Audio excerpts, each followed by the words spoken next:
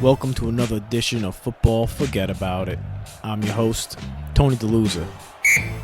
Alright, football fans, my picks last week reminded me of my divorce settlement.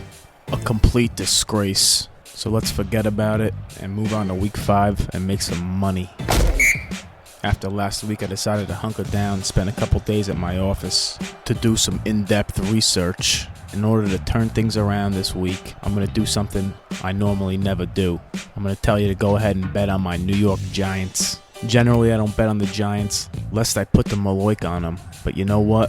I'm feeling really good about the way the Giants are playing right now. I know he may look like he's got an extra chromosome, but that Eli Manning has finally figured out this offense. And if it weren't for a ridiculous call from the offensive coordinator, he wouldn't even have an interception yet this year.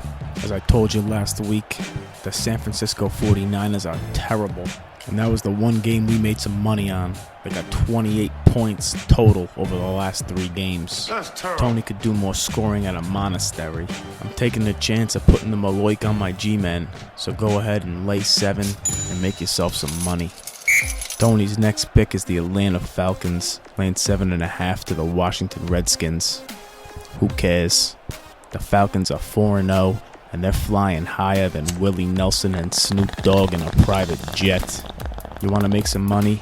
Bet the Falcons. For my next pick, I'm taking the Oakland Raiders, getting 4.5 points at home from the Denver Broncos. I know what you're saying. Tony, the Broncos are 4-0. It's all smoke and mirrors, folks. They're as much a 4-0 team as Caitlyn Jenner is a stunningly beautiful woman. And these days, Peyton Manning is about as much of a hero as that him or she. The amount of velocity he's had on the ball lately, you would think he's making the transition to be a woman.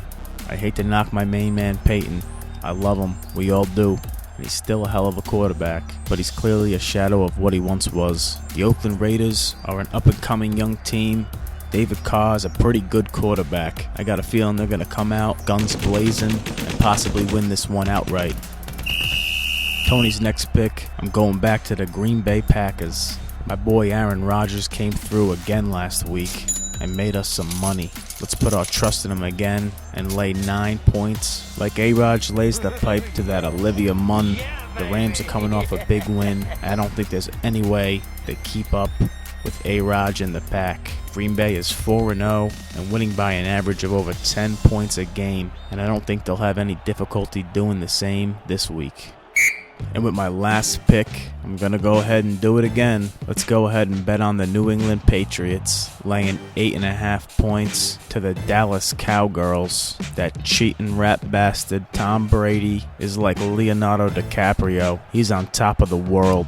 This spread is obviously so Cowgirls fans will bet thinking we can stay within 8.5 points. No, you can't. If the Patriots are going to be winning, we might as well too. Bet the Pats.